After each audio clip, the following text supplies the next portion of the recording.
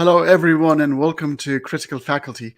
Today, we are taking on a very simple task trying to find the origin of both consciousness and morality. Obviously, this is an oversimplification because these two topics have been eluding humanity, scientists, and philosophers alike for quite some time. I've got the couple of gentlemen who might help us unravel the dilemma of where morality and consciousness come from. Hello, Dan. Hello, Michael. How are you Hello. guys? Hello. Hi, Very good, thank Andy. you. So we're live now, and you're in Australia. What time is it there for you? It's the 8 minutes past 2 in the morning, Wow, you're very dedicated. but it's all worth it in the pursuit of knowledge, I guess. Um, well, I've started a series called God of the Gaps a couple of years ago, and I had multiple people. It was Arabic series, and now followed by English, about 5 areas where faith and the idea of a God still endure. These are gaps in human knowledge, and two of them in particular have been the subject of many debates. Consciousness. It seems to be something that is unique to humanity, or as far as we know, it is unique to humanity. We display certain behavior that reflect at least a complex consciousness that is not available in other species. And that's going to be the first part of the conversation because obviously you can't have morality without having consciousness. Um, so I want to start by asking Michael, um, uh, wh- what do you think the origin of consciousness is? And what it is, the qualia, that subjective experience, the taste of chocolate, the smell of the roses. Where does it come from?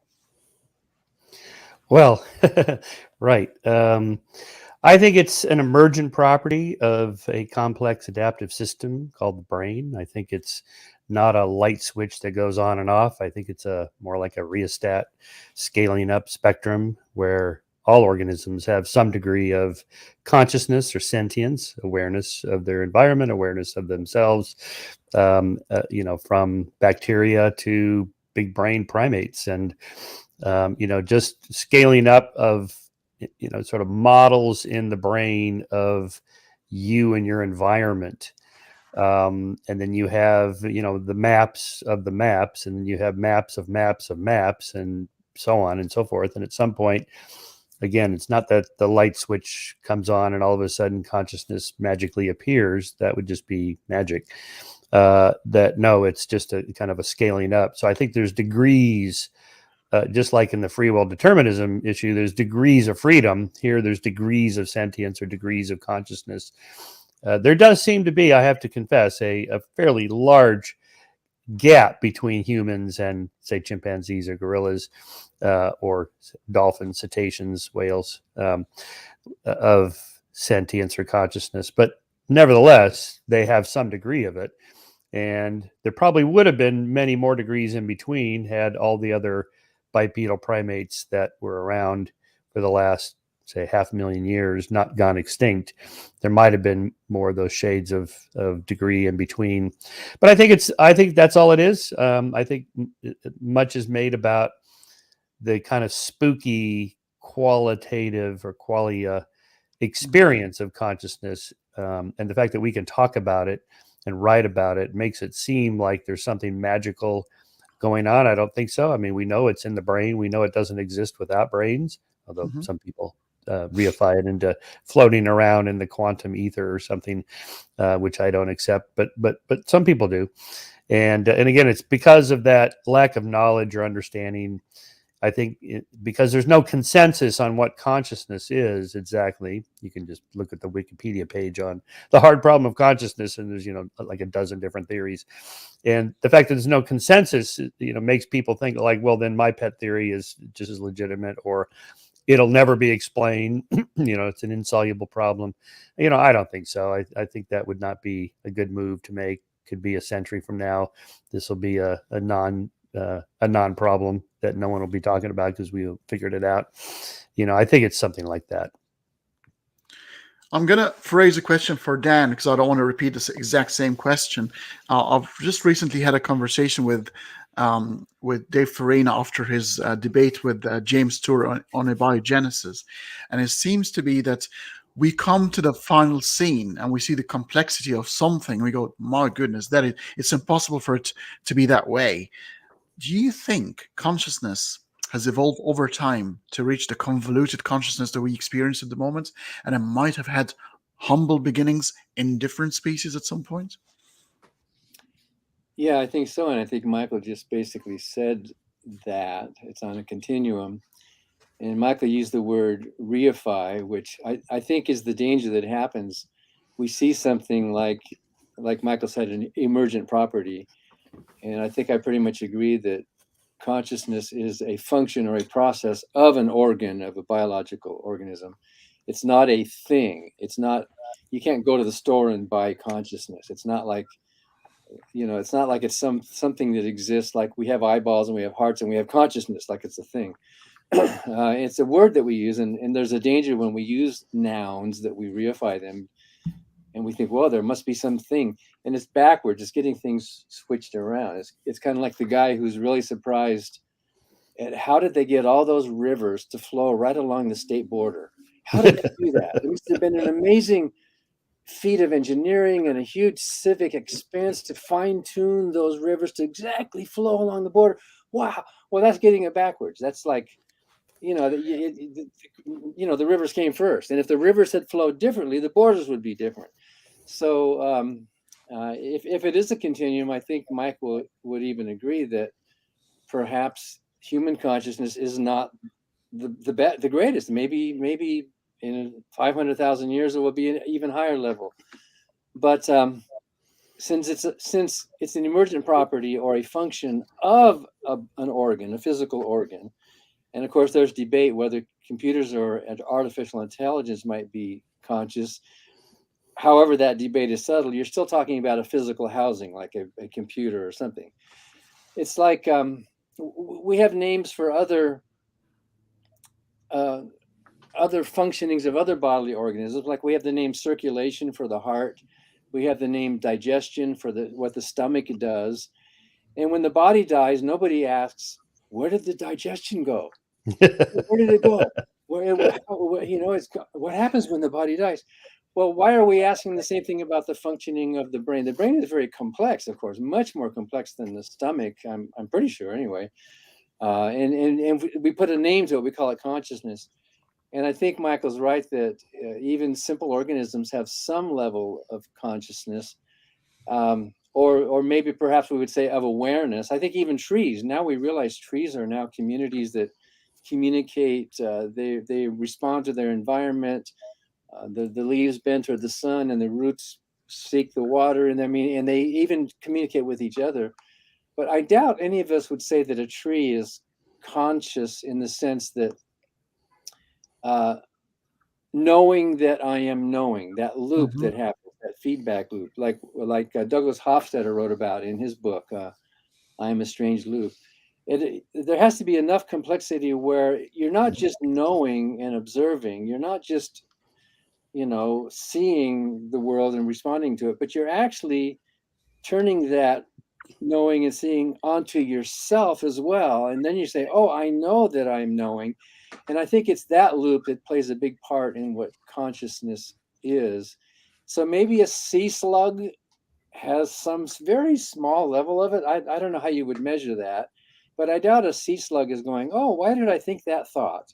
I should, they're not at that level of being able to have the complexity to loop back around on itself and look at itself. And the illusion that's created when that happens, this looping, that illusion of, it's kind of like the illusion of depth perception. It's not really there.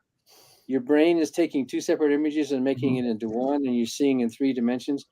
Well, there's this illusion, I think, that happens with what we call consciousness, where we have this kind of a depth perception of of our own thoughts we that we're thinking about. So um, obviously it evolved for survival reasons. Hmm. Obviously there must be some good adaptive reason, I would think, that we we are at the level where our conscious mind can do checks and balances on ourselves. So I think I agree with Michael on everything he said. Yeah, I like that. Where does digestion go after you die? Oh, it's in the big digestive heaven. I mean, the other analogy I make is like studying the economy and asking, where is unemployment in the quantum physics of the universe? Well, it isn't there. That's not where you study it. Or even at the level of individual humans, I'm employed. Oh, so there's no unemployment. It's like that isn't the level. You don't study consciousness at the level of one neuron firing. And so counter arguments would be something like, well, the trees are just secreting these chemicals, they're communicating chemically. Well, that's what we do. All neurons firing are just swapping chemicals, these sodium gradients and so on. And but that's the wrong level. You have to take it up several notches of, like Dan wrote about free will. If you don't find free will down in the synaptic level, or the molecular exchange across synapses of neurons. That's not where free will happens any more than unemployment happens when you study one person. In an economy, it's just an emergent property, and no one would argue, well, unemployment is this mysterious phenomenon, and no one can understand how it emerged. It's like, what are you talking about? It's real. Consciousness is real, but you can't study it at the level of just individual neurons, obviously. So if that emergent property is the product of evolution, and if it's akin to anything that it has a humble beginning, like the evolution of the eye or the evolution of wings, we know you can start with a quarter of a wing that help you sort of balance and then glide and then eventually fly. The eye starts with a slit that can detect darkness from light, all the way to the complex function of a wonderful eye of the eagle, or some wonderful other animals that display even better vision than humans, like an octopus or a squid. So if consciousness is akin to that, wouldn't be then reasonable to think, if it's in the journey for survival and looking for food, um, having something inside your brain that emerges, that give you a representation, a 3D image of the world you live in, of yourself, and then of competitors or friends. And that way you have a better representation of your environment, you can navigate better, and you can make better decisions. Could it be one of those things? Yeah, exactly. I mean, the idea that consciousness is some kind of end result of a directionality to evolution is another wrong way to think about it. It's pretty unusual, actually. Most organisms do just fine without big brains. In fact, big brains are pretty costly to run, and so there's a huge trade-off. You're giving up a lot of other things because of the energy consumed. Something like 20% of the energy of the human body is allocated for the 3-pound brain, and so obviously it's useful for us. But let's not imagine that this is some kind of teleological marching of evolutionary progress toward us. Again, most animals do really quite well without any kind of higher consciousness or brains or self-awareness at all.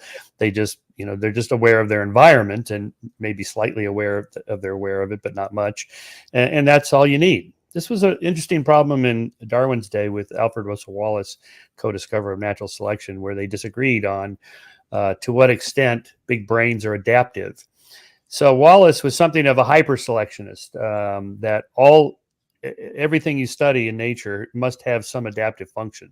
There has to be a stepwise, gradual, natural selection of that thing in which it's adaptive at every stage. And there's no reason you should have a brain the size of a human brain. The size of a chimp brain is plenty big.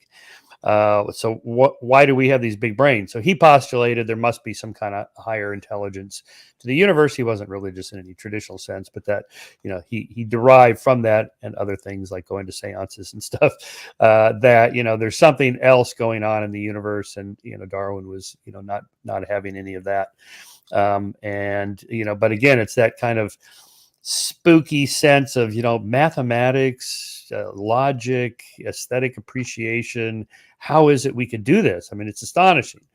Yeah, okay, but still, you can imagine that it's not adaptive for that reason. It was adaptive for some other reason. So you mentioned, Henny, the problem of incipient stages. What good is half a wing? It's not good for anything in terms of flight, but it's good for something else at each stage. And so, Darwin dealt with this problem in his own time, in which he was willing to concede that whatever it is we're looking at now may not have had that purpose then. It had some other purpose that was just fine in its own time. It wasn't marching toward our particular version of that structure.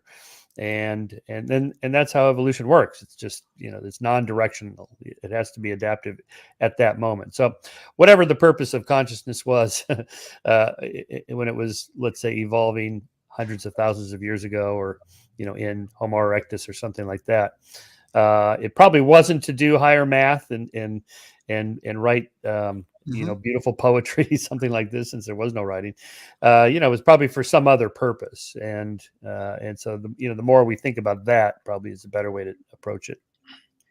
Well, because the brain is flexible and it can be reused and repurposed. And when I play jazz piano, I sometimes look at my left hand and I'm going, what's that? And I'm even talking to the drummer, and this left hand seems to have a brain of its own, and it's doing what it does after decades of practice.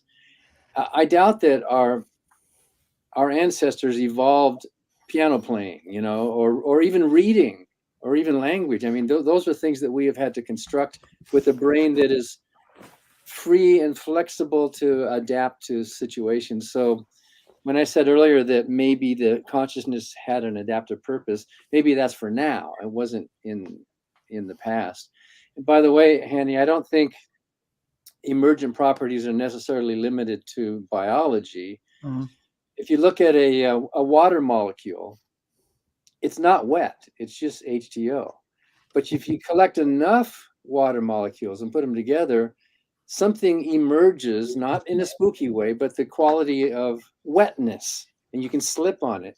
So where is wetness? What is wetness? Is there a thing called wetness in the universe? It's a property that emerges when you get enough of a collection together. Another example would be sand. A grain of sand is sharp. I could take a grain of sand and scratch the glass with it, right? But sand is soft. If you get enough sand together, you can walk and run barefoot in the sand. And, this is nice and soft. So where is the softness of the sand? It's a property that emerges when you get a larger collection of things. And I think we might even say, look at the collection of neurons in our brain. There are emergent properties that are not things that come from outside that are inserted, like the vitalists might say, or like believers might say about soul or spirit that's coming.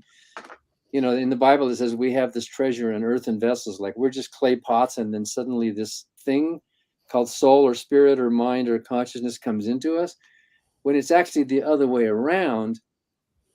Nobody would ask, there's an airplane going over, nobody would ask, how is the sound of that airplane connected to the airplane? How does it do that? How does it travel with the air? It's not because the sound is going into it, it's because it's coming out of it. And so these properties that we have as human beings, our life, our body temperature, all of these things are things that are emerging from the organism rather than coming into it from the outside. And giving it a name creates a temptation to think that it is a thing that emerges, that comes from the outside. I completely agree. I think the emergent phenomena starting from the Big Bang. We talked about H2O, two flammable gases that will actually cause mayhem. Put together, you can actually use it to extinguish fire. So we've seen it in all sort of forms. We can see it even at the mimic level, not just at an abstract level. Two abstract ideas put together, and voila, you've got a new meme or a new idea comes along. So it seems to be like the order of entropy. Complexity increases, giving rise to new phenomena that was never witnessed to start with. So I do agree that it seems that consciousness is one of those things. What do you think, Michael? Yeah, I was reminded of Dan's analogy with the grains of sand. I was reminded of the fakirs that lie naked on a bed of nails. It's like, oh my God, how do they do it? They must have these amazing powers. It's like, how about put him on a bed of one nail? Go right through them, right? So the Distribution. distribution of the weight across hundreds and hundreds. I've done this before. It's really totally a no brainer. With one nail, you've done it with one No, nail? no. Yeah. So right. So yeah, different levels are important to as a way of thinking about that. So if I mean, there are things that seems to be coinciding with the evolution of the brain. We know that the brain or life has emerged about 3.7 billion years ago. It took about 700 million years after the Earth was quite hot. Life was not possible. It cooled down, then abiogenesis started to emerge. And we were looking at singular cell organism that is only responding to stimuli, replicating itself, and needing energy to do that. So all these sort of functions. Then you fast forward to an era where nervous systems and brains start to emerge, and we live for so long with a hind brain, which is the reptilian brain, that only needed. And I agree with Michael. For survival, you only need a motor that will govern your basic instincts, food, sex, and so forth. You don't need anything extra to survive. But then the brain adds an extra layer a few million years later. That's the middle brain. This is where you get the connections, the family, the bonding. Started with mammalia, and then only 2 million years ago, you get the prefrontal lobe cortex of that area where a lot of the logical stuff is happening.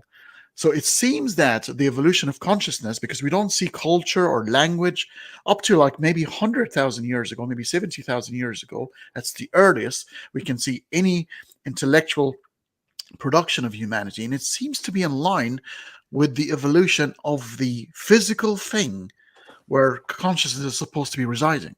Is that sense, or that's then explains why the brain had to evolve for consciousness to start emerging after being too complex? Yeah, that's right. And of course, intelligent design creationists will point out that there does seem to be a huge gap or a huge leap in human consciousness, and that's where they put the God in that gap, which they do at every level. The origins of the universe, the origins of complex of life at all, and so on. And it's kind of a series of these gaps that they fill in. I just don't see it's necessary. Even if it's a mystery, it doesn't mean it can't be solved. I think we're doing a pretty good job of it, but it could be 50 years from now or 100 years from now. None of this will be a mystery. We won't be talking about it at all. It'll be mostly resolved. And that's how science normally goes. And Hanny, you're right about the R complex and all that. A whole lot of what's happening in our brain is not conscious. We're not aware of it. It happens to all of us all the time. I can't remember somebody's name. What was their name? And so I'm doing some other task, and then the name pops into my brain. From where? So there's obviously a subconscious level, and there's the emotional level. Damasio's books, Connecting Emotion with Intelligence. All of these levels beneath the tip of the iceberg that are happening. And somehow, I like Dan Dennett's phrasing that consciousness is a narrative center of gravity. There's all these modules talking at once and working at once at one level or another. And there's no thing called consciousness, but when you put it all together and kind of make a sum of it, that's what we call consciousness. You can't really point to it. You can't really like separate it and say it's a thing, because maybe some subconscious part of my brain is going to be different than I don't even know about. And that affects the center of gravity in some way or another, where you may be more depressed or more happy or more aware or more in the moment, or, you know what I mean? All these things that are happening in flux all the time. So it's tempting to think that everything is happening in our brain is what's available to our immediate conscious awareness. That's tempting, but that's not who we are. We're much more than just that conscious brain. Well, Freud said too many wacky things, and that's a lot of his theories now are no longer practiced in modern psychology. It's more archaic, very helpful though. But maybe he wasn't too far off the unconscious mind. There's a lot of stuff happening at a basic level, physiological and physical and instinctual. Even David Hume confirmed that it's all the entries into the human brain is at an impression level, emotional, and then we try to rationalize it later on. Would that make sense, Michael? Is that still consistent with modern psychology? Well, of course, yes. I mean, cognitive psychology is confirmed that, much of the information processing we go through is done at a subconscious level, and it's a good thing. I mean, who can keep track of everything that's going on? You can't. And so very little of it kind of pops into awareness, and that's good. It's a little bit like dreams. You have them all the time. If you remember them very clearly and all of them, it would be confusing in terms of what actually happened yesterday. Did that really happen, or was that just one of my dreams? Fortunately, dreams are mostly forgotten, or the few that are remembered are fade fairly quickly. There's a good reason for that, and most of our memories are pretty fuzzy or whatever. You don't need to know all that information. You only need a handful of things that are salient in your environment that matter for survival and flourishing, and that's it. Yeah. So, I don't know why everyone feels the obligation to quote Freud and then denounce him. I still hear people do it. It's just, we don't need Freud. Just, cognitive psychology has done, all the legwork on this in the last quarter century or so, and moved well beyond behaviorism. Anyway, so yeah, I mean, cognitive priming works because most of this is happening subconsciously, to the extent that these studies are replicable. Not all of them are, but that I can prime you to think a certain thing, and you will, and you're not even aware of it. Some of those studies are good. Tells us there's a lot of processing going on underneath. So this is a question for Dan here, and I think we're going to bring a bit of God and religion, because if we now sort of concede that energy is very important, the human brain is evolved, and it takes about over 20% of the energy you need. We know that humans are lazy. We want to take shortcuts. We want to make sure that we have enough energy, so we tend to conserve whatever we can. So if there is an idea that emerges that gives you not proper answers, but responses to everything around your life, from the moment you're born all the way to your death, aka religion. Would adopting such ideology that will um, um, answer all your questions and put your brain at ease, and you don't have to overwork it, is quite attractive proposition for humanity?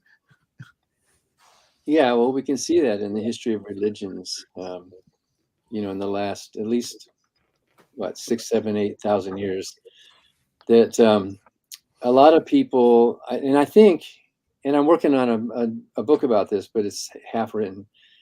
I think to some degree, not completely, but to some degree, like sheep and dogs and other animals have been bred and domesticated, I think we are being domesticated too by the kings, the rulers, the slave owners, the plantation owners, and to some degree even by husbands, to be sheep-like, because it's a sheep doesn't have to think much. They're just prodded and they go.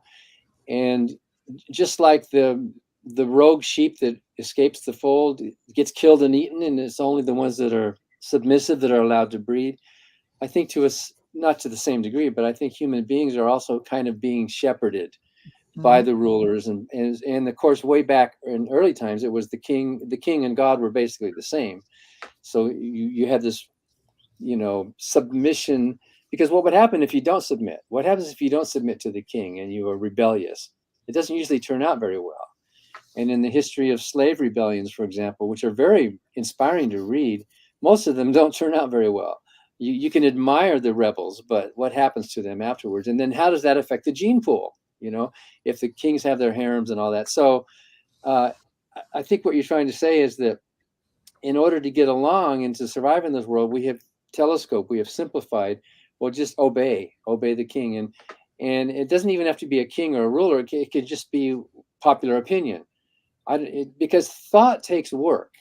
To think it through and reason it through, you have to read, you have to research, you have to study, you have to suspend judgment, and you have to compare options. And that takes a lot of time and energy and work. And so what you're saying is, why do all that when we've got our theologians, we've got our scholars, we've got our experts, we have the Islamic schools, and they're going to do it. We have the Bible, it'll do it for us, right?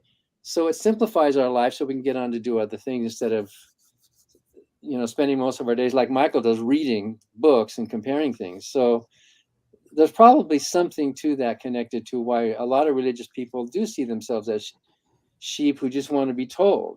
And even we who consider ourselves scientifically literate and rational, even we have a tendency to succumb to popular opinion. I look at Barnes and Noble. What are the most popular books? Well, they're popular because people like them, so I'm going to read it too. There's something in us that wants to go with that social flow, and religion, I think, is a big part of that. And here's a question for Michael, and it's going to be based on psychological academia. If we did not evolve to know the truth, we evolved to survive. And that rustling in the tree situation, the old famous example in the type 1 error and the false positive, would a skeptic person at that faced by that sort of situation might have perished, might have actually ended up losing their life, would then believing without evidence was one of the things in the absence of epistemic tools was the most suited mechanism of survival. However, as we advanced, it is now becoming an obstacle. So it was handy to start with, but now it's an obstacle. Yeah, so this is the basis of my book, The Believing Brain, that we make more type 1 than type 2 errors. Assume false positives. Assume the rustle in the grass is a dangerous predator and not just the wind, just in case, because if you make the other type of error, you think it's the wind and it turns out it's a dangerous predator to be your lunch. You get a Darwin Award for taking yourself out of the gene pool early, as I say. So, it's all signal detection analysis in the environment. So what kind, obviously we want hits and correct rejections, but we make errors in our cognition. So, the idea that our senses and brain did not evolve for veridical perception, that is a perfectly accurate model of the world. Yes, that's sort of true. We get it wrong enough that obviously the purpose of the evolution of the brain was not to understand reality perfectly, but it's to understand reality good enough. And so, the idea that it's all an illusion, it's also not true. There really is a reality and it really is out there. And although the bat and me have different models of the world, when we in our brains, the bat will say, look at this, and bounce sound waves off of it and have its little sonar detection device, and whatever the neural pattern is in its visual cortex is probably different than mine, but there really is an object to bounce stuff off of. Mm-hmm. And it really needs to avoid hitting it when it's flying around, or I need to avoid dropping it or whatever. So there is a reality. It's like to the dolphin brain and perceptual system, I'm sure sharks have a different image than they do on my brain and retina and so on, visual cortex. But there really are sharks, and they really do have pointy things on one end and a tail on the other end, and they really are dangerous. And it really is good to have some relatively accurate model of that to avoid it. So I kind of look in between the two extremes in that in that debate about the perception of the world. The second part of your question, the purpose of science is to help us refine veridical perception, because we do get it wrong often enough. So the ancient Greek model of you put the pole in the water, it looks like it bends.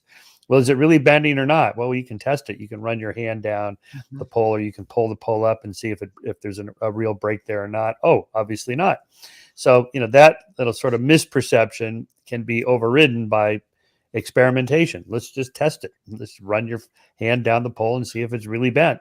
Oh, it's not. Okay, so I got that one wrong. Or the earth is not really flat. or the universe is actually expanding. How would you ever know that if you didn't have advanced apparatus to test those things? So the whole point of science is to kind of refine the perception and models of the world, and it's that's all good, but in terms of just basic survival, you don't really need science that much, in our, say, prehistoric, Paleolithic environment. And we do know from studies of hunter-gatherers that they're relatively rational. They test hypotheses. Mm-hmm. This was an article we published in Skeptic by Louisberg,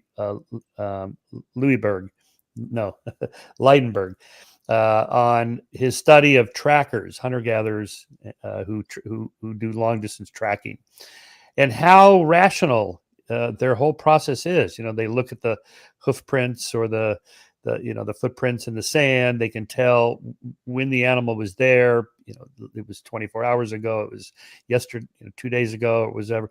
They're in the sand. They're in this kind of shaded area with their body kind of dug out a little trench there in the sand, which would have been in the shade 6 hours ago, but now it's in the sun. So they move. Where would they have moved? They would have moved this way. And sure enough, there's the tracks. So they're constantly, in a kind of a Bayesian way, setting up hypotheses and then testing them, and then upgrading or updating their priors, and then readjusting their credence or confidence in that hypothesis. And they just do this all the time. So the apparatus in our brains for doing science is already there. It's not just an invention in the 16th century. It's always been there.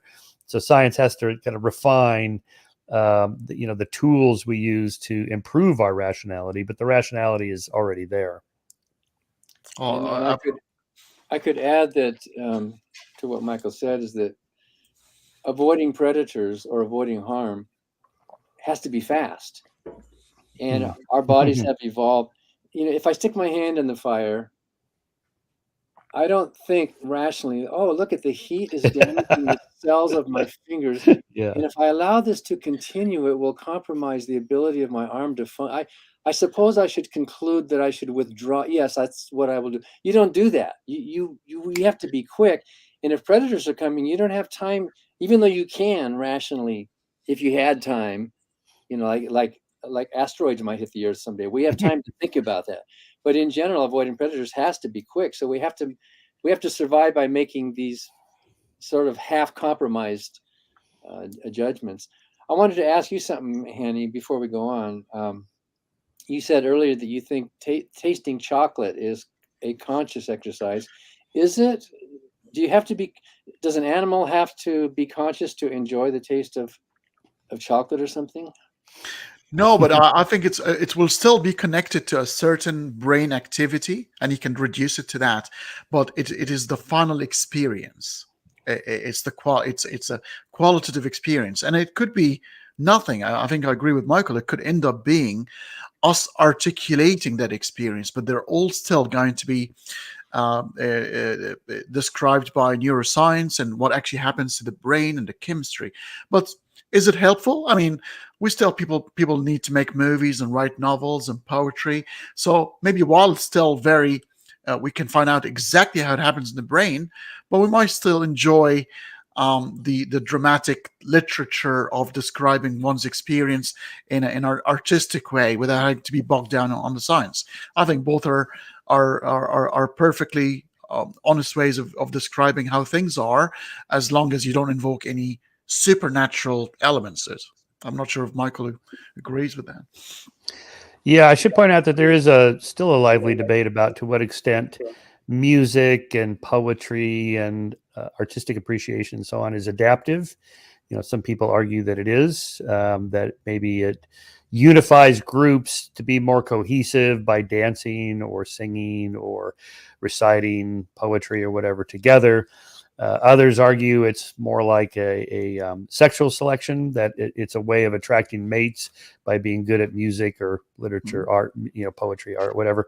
And others, so there I would cite maybe Jeffrey Miller, the evolutionary psychologist, who think it's adaptive for sexual selection purposes. Someone like Steven Pinker thinks it's more like what he calls cheesecake. It's just a byproduct of something else. We evolved the ability to do symbolic language and so on, and then to extrapolate from that to music and poetry and so on is a much later emergent property, as it were, of the capacity to do symbolic language. But it had no adaptive purpose at all. It's just what do you call cheesecake? It's just an extra, kind of bonus. Anyway, there's a lively debate about that, and so your listeners can look that up. It's an interesting one. Actually, that is going to be a nice segue to the next topic of morality, because, and I think I would agree rather with Steven Pinker on the emergent property of things that just happen, because you fast forward, the oldest Homo sapien remains we've seen, it was in Morocco 300,000 years ago, and these people have to survive, and they must have had a code of conduct amongst themselves to survive. Then we have the emergence of language about 50 to 70,000 years ago, and they just don't happen like that, because software inside the brain have to also evolve. So in the brain, there are about 5 areas that govern language: reception, deliver, the way you conceive, the way you interpret information, all that sort of stuff. Obviously, with the emergence of language, there's another leap here in humanity, where we're able to think about complex ideas and articulate and communicate complex ideas, and therefore start building platforms that are a lot more complex, where we used to have the religious people will have you convinced that morality comes with religion.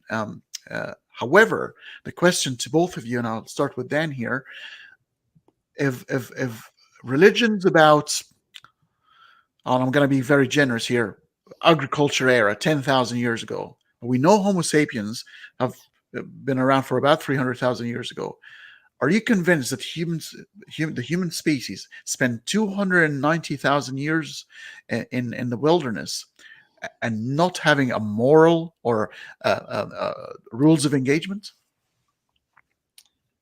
Yeah, this comes up in debates a lot.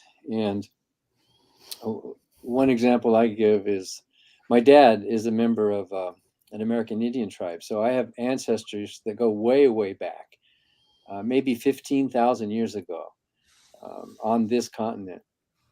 And would anybody imagine that those people, those tribes, those groups, those families lacked love and morality and compassion and empathy and culture and beauty until the ancient Israelites came along and claimed the copyright to these 10 commandments? Suddenly now in the world, we now know how to be good. I mean, it's kind of like an insult or a put down to what we would call prehistoric human beings, who must have had brains pretty much just like ours, who must have hurt like us, who must have been able to model and been able to have the mirror neurons and the empathy and the feeling. And even what we now know, I was just reading Wengrow and Graeber's book about what was it, the dawn of everything. Yeah, beautiful, wonderful book. From now, what we can piece together, of course, they had very elaborate, sophisticated systems, not only of government, but of politics and of self-awareness and identity and morality. And some of those moralities differed culture to culture. So I think this predated religion in human cultures.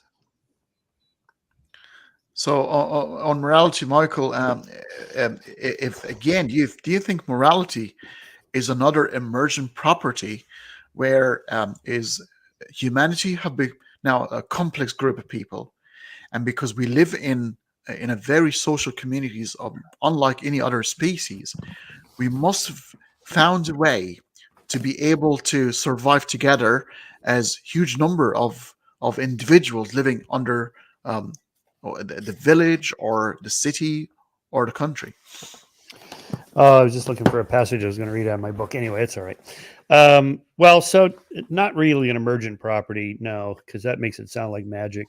There's a logic to morality that starts with the selfish gene model of, what our bodies are designed to do, which is to get our genes into the next generation. So this is Dawkins' famous analysis in the selfish gene, that Bodies are just vehicles that the genes use to, carry themselves on into the future in an immortal way. And so the genes are going to design bodies to do whatever is best for them. The problem is that there are other survival machines walking around in our environment that feel the same way. So you can't just exploit everything in your environment, lumps of food and potential predators and so on. There's other survival machines like you. So the idea of programming your survival machine, your body, to do whatever's best for you without any concern for what other survival machines are doing would be selected against, because they have the same logic that you have. They're going to exploit you.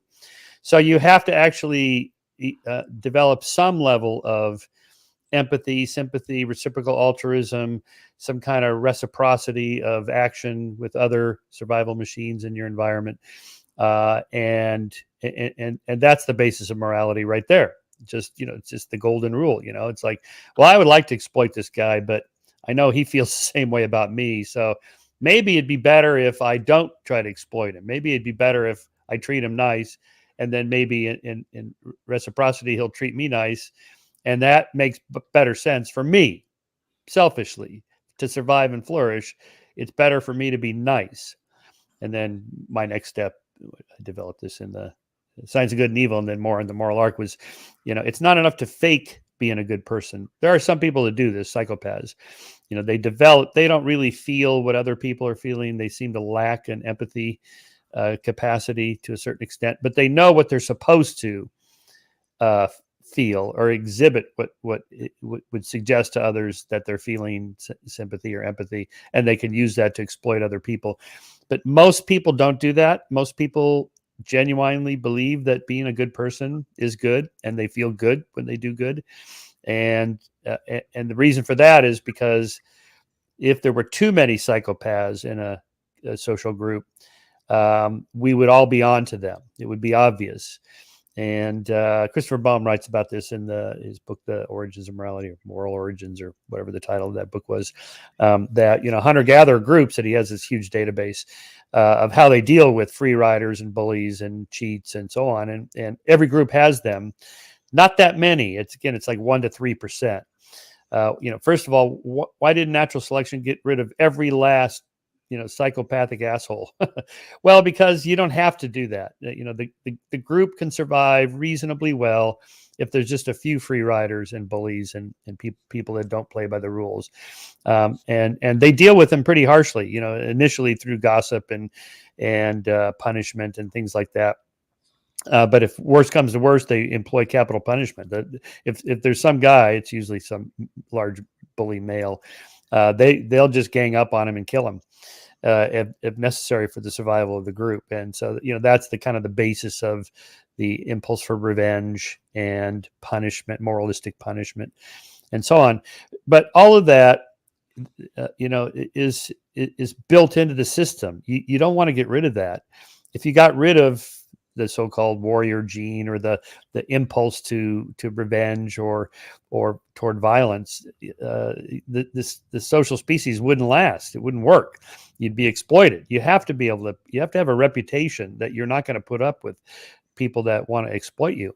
And that's the base of morality. And then on the flip side, it's good to be good to other people, because when times are hard for you, then they're more likely to help you. Now, again, this isn't in a calculated utilitarian way where, say, Christians like Dinesh D'Souza will say, well, that's not real morality. You're supposed to feel good about it. Well, I'm claiming people do feel good about it, because if you're faking and you don't really feel good about it, you're just doing it because you're supposed to, or you want to exploit somebody, they'll know. I mean, usually if you spend enough time with somebody, if they're genuine or not. And studies of gossip show that mostly the content of gossip is other people, and who you trust, who you don't trust, who's a liar, who's honest. Who's sleeping with who has power, who has integrity, who cares, who doesn't. And so this is how we get information about other people. And that's useful information. Well, who should I be nice to? I can't be nice to everybody. Most people I don't even think about. So, with limited resources, how am I going to allocate my limited resources? Who should I be nice to? And they're going to know whether I'm genuine or not. So that's as good as it gets. That's real morality. I really feel good about doing good. And that's as good as it gets. You don't need to plop in a device from the divine into the brain. Again, one of these God of the gaps arguments that intelligent design creationists make. It's like there's something spooky about morality. There's nothing spooky about it at all. It's a completely logical system built in for all organisms, especially social primates. It doesn't apply to individuals, organisms that don't, live in groups. It's a different kind of thing, but there's an evolutionary logic behind it all. And this one, I'm going to direct it towards Dan, but just a little bit of an introduction of an idea here that has been circulating in the scientific world. And when we tracked and traced consciousness, we've actually seen some certain steps from all the way from microorganism to the convoluted consciousness within humanity. But if you do the same thing with morality, you'll find reptilian life forms, ectotherms, cold-blooded animals. A turtle in the ocean comes out, hatches hundreds of eggs, leave the turtles to fend for themselves. Within very few seconds, these little turtles have to learn everything they need to know about how to navigate life within few seconds, and the learning curve is quite shallow, but that's it. And then 200 million years ago, there was the emergence of homeotherms, warm-blooded animals. With warm-blooded animals, we're talking mammals. We're talking about the feeding and the milking and the bond relationship between mother and offspring. So suddenly the central nervous system and the brain is rewired not to look just after yourself in reptilian life forms, but after me and mine, which is myself and my offsprings. And when you link it to, and Michael said, feeling good, and we know that when you start giving, oxytocin flow in the brain. And that's like a payment. That's like nice endorphin comes to your brain, and the receptor as well feel the same thing. So wouldn't that be a nice precursor that ensures that a tight family, a bond between mother and offspring, and bond is re-emphasized by natural opiates that get released in the brain to make you feel good or make you feel so miserable if you can't find your loved ones? What do you reckon, Dan? Well, that has to be a part of it, obviously. You could talk about sex. I mean, why have sex? Most of us think, well, because it feels good. That's why we're doing it. That's not why we're having sex. It's for reproduction. And so in our brains, there can be other good feelings that come with things that reinforce the fact that we are social animals. We're not just individuals. We live in society. And like Michael was talking about, the selfish gene, where Dawkins actually reversed, I like to use the word contraduced a relationship. Some people thought the selfish gene was about genes that were selfish, rather than, getting it backwards. But so genes want to reproduce themselves. They're more likely to within closely related individuals. So mothers loving their children doesn't mean they don't love the neighbor's children as well, but they have more of a love for their own, and there's all these philosophy 101 morality experiments you can do. What would you do if there was a burning building and there were 10 kids here and 1 kid there, all that stuff. But generally we do have a much greater feeling towards those that are genetically close to us. Like if my grandkids call and need money, I'm much more predisposed to help them out than if some stranger calls me and needs money. Why is that?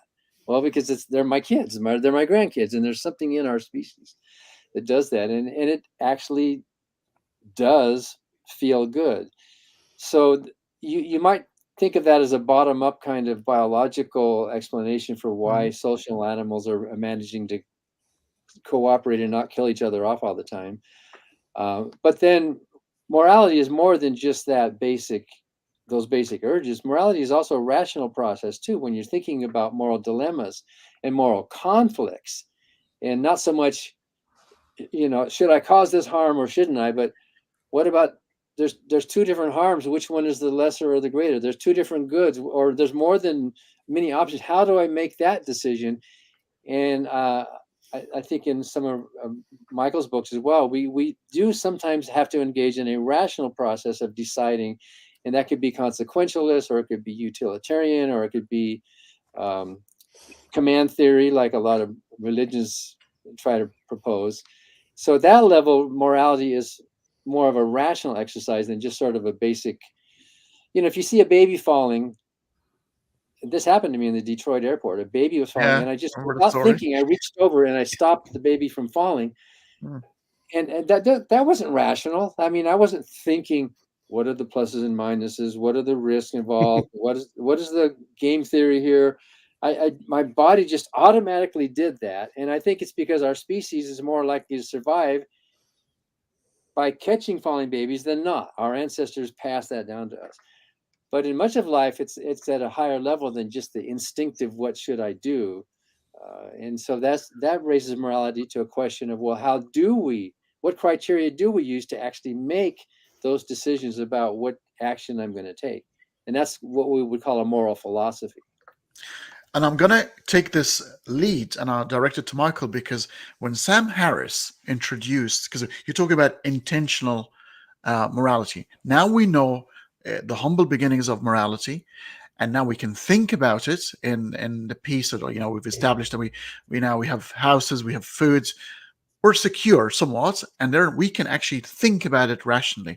And when Sam Harris introduced what seems to be an objective morality, and I think two lines under objective here, because I think he was misunderstood. He was not trying to say there's an absolute morality that is prescribed for us to discover, but he was trying to say we can actually think about it and think what is good and go towards that, and what's bad and get away from that. Do you think he had a point, Michael? Well, first of all, this isn't Sam's idea at all. He just wrote a book about it.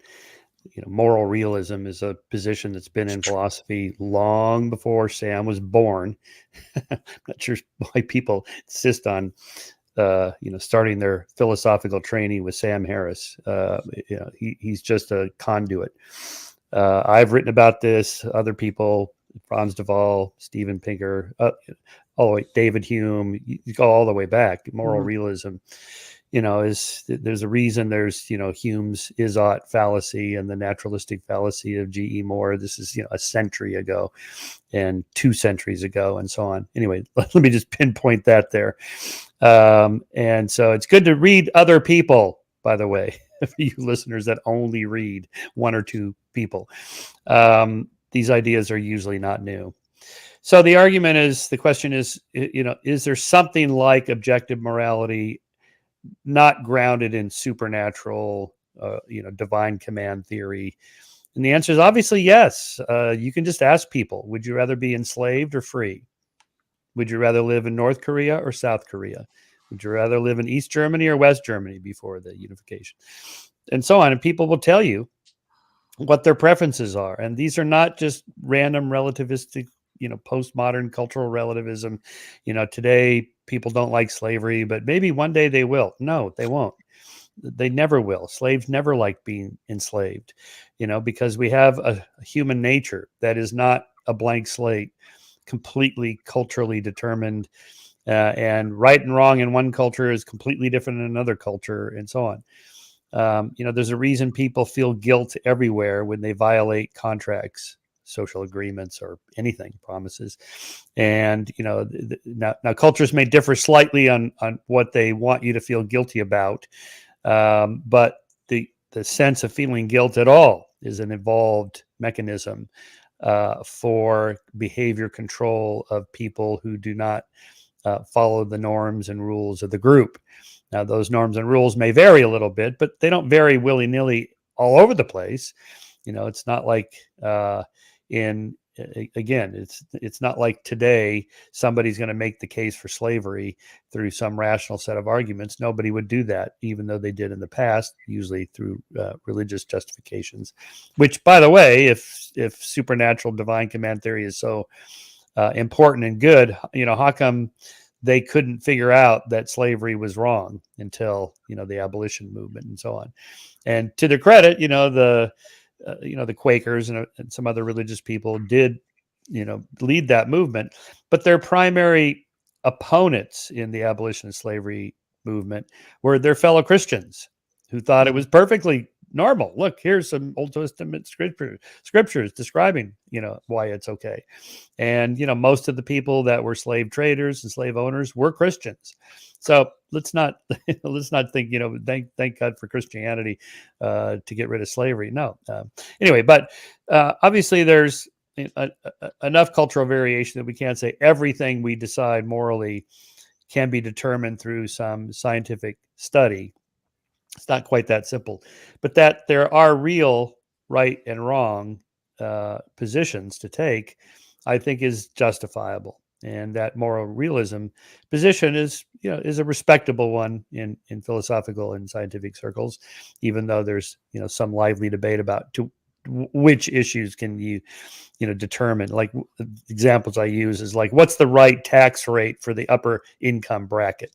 Well, there's no scientific answer to that. What's the right percentage of immigration we should allow in? All right, we're not going to run a study and find out that that's the correct answer. It's 23%. It's 125,000 people a year should come into America, whatever the number is now. I think that is the number. But what's the right number? Well, that you can't determine through science. That's a political issue. But we can focus on, like criminal justice reform. We've gotten better at that based on, principles about human nature and what's the right way, to treat people and things like that. And I'll take this lead as well from you, Michael. You talked about the abolition movement, and you've got the North and the South, and maybe both parties have held the Bible at some point, saying, "Well, this should be allowed, or this should not be allowed, based on a divine command theory." And the question for Dan is, a divine command theory, can it be called morality at all? If there is an ultimate arbiter who commands things and they become good as they get uttered, regardless of what has been said, because it's been conceived or even established that God can say one thing, and again it's opposite in the next chapter, and both are good because they've both been ordered by God. Yeah, well, you can call that morality if you want to, but what you're really doing is you're replacing your own moral judgment with somebody else's. You're letting some deity or monarch or lord or group of theologians tell you what is the right action to take. And a lot of believers feel that way. Paul in the New Testament happily calls himself a slave of Christ. And John of Patmos also, we are all slaves. And even many modern believers consider themselves to be humble slaves and servants of the King, of the Lord, of the Master, right? And if you look at the postures of prayer, the hands are shackled together, the head is bowed, you're prostrate. They're identical to the postures of slavery. They're the exact same thing. And when you go to a worship service, people are trying to make themselves small so that the Lord can be great. I am little, I am nothing, and you are wonderful. And maybe we inherited some of that from our ancestors. I don't know for survival reasons or not. But there are some people who do think that our brains are not good enough. We have a sinful nature. I can't think it out on my own, but somebody has already done it for me. So I'm going to, what you might call the command theory. What you're doing is you're abdicating morality. You're surrendering your moral thoughts to the thoughts of someone else who will tell you. And there's the danger, as you point out, that, well, this person can tell you what to do. And if this person tells you that killing the Jews is good, you will go into Poland and you will kill all the Jews in Warsaw because God told you that it's a good thing to do. So I think I agree with Michael on objective morality, but I would phrase it slightly different. I don't think morality is a thing. And it's not like you Mm. could say it's a thing that is an object that exists out in the world, Mm. because I think it's an oxymoron. Because a moral value, is a function of the brain, right? Mhm. And yet to be objective is to exist independently of the brain. So how can you have something that's independent of the brain? That's, you know what I mean? It's, to me, that's mixing it up. I do think, though, you can defend objective morality by saying that there are moral values that can be objectively justified by reference to the real world. And in that sense, you could say it's objective morality, not that morality exists as some objective thing, but that the values that we come to either as a result of rational thinking or part of our and biological inheritance, those values then can be checked. So should we dump these chemicals into the river opposed to these chemicals in the river? Should we do this or that? And if the measure in my thinking, the measure for morality is one word. It's the word harm. Where's the harm? What is causing the harm to the organism or to the society we live in? And a moral person is going to act with the intention of minimizing harm, whatever that is. And usually harm is something material, predators or war or lack of shelter or food or torture, whatever. Harm is some kind of a material thing. It's not some cosmic offending the feelings of the deity. So if you come up with what you think is a good moral value, then you check it, you observe, you go to the real world and see, well, yeah, how many immigrants can we allow to cross the border? Or what would be a fair tax rate for the wealthy people? How would that work in the real world? We look at it and see. So I would use the term objective morality if you put the word objective in quotes, meaning this can be objectively checked and verified. And if it doesn't check out, we discard it. And if it does, we continue with that. I think I would tend to agree with that. Yes, that's a very good explanation of it, I think. Here's how I put it. I mean, this is an essay in my book, Giving the Devil His Due. Pace Abraham Lincoln, who famously said, "If slavery is not wrong, then nothing is wrong." And then I say, if the Holocaust is not wrong, then nothing is wrong. So this is a response to a physicist who critiqued a previous essay I wrote on defending objective morality. That since he said you can't discover morality like you do planetary orbits or something like that. So here's my response to that. It is my hypothesis that in the same way that Galileo and Newton discovered physical laws and principles about the natural world that really are out there, so too have social scientists discovered moral laws and principles about human nature and society that really do exist. Just as it was inevitable that the astronomer Johannes Kepler would discover that planets have elliptical orbits, given that he was making accurate astronomical measurements, and given that planets really do have elliptical orbits, he could hardly have discovered anything else. Scientists studying political, economic, social, and moral subjects will discover certain things that are true in these fields of inquiry. For example, democracies are better than autocracies. Market economies are superior to command economies. And torture and the death penalty do not curb crime. That burning women as witches is a fallacious idea. That women are not too weak and emotional to run companies and countries. And more poignantly here, that blacks do not like being enslaved and that Jews do not want to be exterminated. And then I say, well, why is that? Well, because we have a human nature to struggle to survive and flourish and so on. And then I quote Steven Pinker here on the idea that these might be kind of like Platonic truths. He says, on this analogy, we are born with a rudimentary concept of number. But as soon as we build on it with formal mathematical reasoning, the nature of mathematical reality forces us to discover some truths and not others. No one who understands the concept of 2, the concept of 4, and the concept of addition can come to any conclusion but that 2 plus 2 equals 4. Perhaps we are born with a rudimentary moral sense. And as soon as we build on it with moral reasoning, the nature of moral reality forces us to some conclusions, but not others. For example, he says, if I appeal to you to do anything that affects me, to get off my foot or tell me the time or not run me over with your car, then I can't do it in a way that privileges my interests over yours, say by retaining my right to run you over with my car, if I want you to take me seriously. Unless I'm a galactic overlord, I have to state my case in a way that would force me to treat you in kind. I can't act as if my interests are special just because I'm me and you're not, any more than I can persuade you that the spot I'm standing on is a special place in the universe just because I happen to be standing on it. And then I finally, at the end of this little essay, responded to Dr. Ellis, the physicist, that he could be right. This could all be culturally relative, and maybe it's just a product of, weird people, Western, educated, industrial, rich, and democratic. And so I respond, sure, future scientists may one day discover that humans do not have an instinct to survive and flourish, that most people do not want freedom, autonomy, and prosperity, that women want to be lorded over by men, that animals enjoy being tortured, killed, and eaten, that some people like being enslaved, and that large populations of people don't object to being liquidated in gas chambers. But I doubt it. And I think you're right. There's a rudimentary moral sense. And every example that you just gave, I think that rudimentary moral sense that we all have is the avoidance or the minimizing of harm.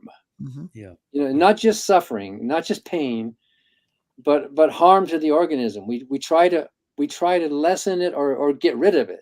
We can't get rid of all harm, of course, in the world. But if we can act with the idea of minimizing the harm to myself and to harm to the others, then we are acting in a moral way. But let me ask you a question, Michael. I'm sure you've even taught this example, so I'm sure you know about it. You come to a burning building and there's two doors, and you have to make a split decision. There's these 10 screaming children in this door. Please, please help me. And over here, there's one screaming child in that door. Which door do you pick? Depends who it is. Well, yeah. So, but just the pure. I mean, if it's my kid, That was your obviously, Yeah. yeah. So, On the pure mathematics. Yeah, of course, the utilitarian calculus. You sacrifice the one to save the five.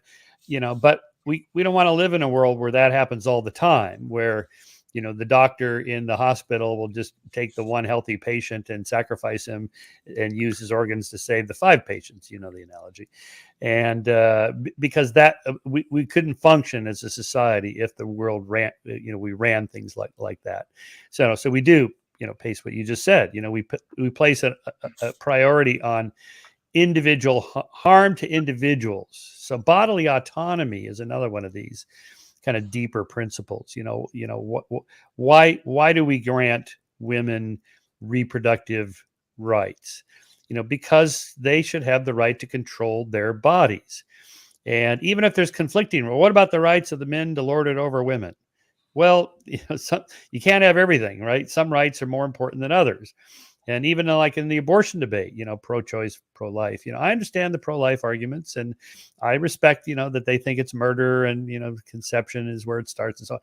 But, given the choice, you can't have everything, the rights of the fetus versus the rights of a woman, a clump of cells cannot be considered the same, having the same set of rights as an actual adult human female.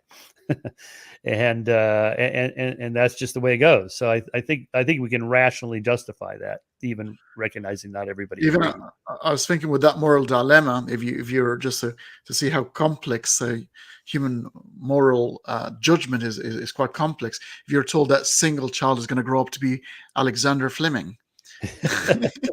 Yeah, of course, it could also grow up to be Hitler. Yeah, you just True. right. Or all the aborted babies that could have grown up to be Beethoven. That's one of their analogies. Well, what about the women who died in childbirth that could have grown up to be the next Beethoven or whatever? Wow. Yeah. I think part of the illustration there about the burning building is that often our moral choices are influenced by emotion. If I didn't know any of those kids, then I would have to make the mathematical choice to open the door with 10. 10 is greater than 1, so there's less harm, right? But if that's my child, then my emotion and my commitment, and I've sung lullabies to that child, and I promised to protect them and love them no matter what. You can see how torn you would be. But I would save my own child. I would do the mathematically incorrect moral calculation to save my own child, knowing that the parents of all these other kids would have done the same thing themselves, and they would have known that they would have done the same thing themselves. So morality doesn't always boil down to just a simple, put numbers into a calculator and come up with the right answer. So sometimes it's complicated. And I think religion has a big emotion called fear. Religion introduces this fear of judgment, fear of hell, and all that. And so many of their so-called moral choices are also motivated not so much by some dry calculation, but by this inner fear that they have. The fear of the Lord is the beginning of wisdom, the Bible says. Yeah, well, it seems that definitely morality as introduced by religion is very overly simplified, and is driven by making that particular entity happy with you at the end of the day. Because again, it looks like the principles of pain and pleasure are always at play, because you're still doing that ultimately because you want the reward of heaven, or you want to avoid the punishment of hell. So it seems that everything boils down to pain and pleasure. I mean, what do you reckon, Michael?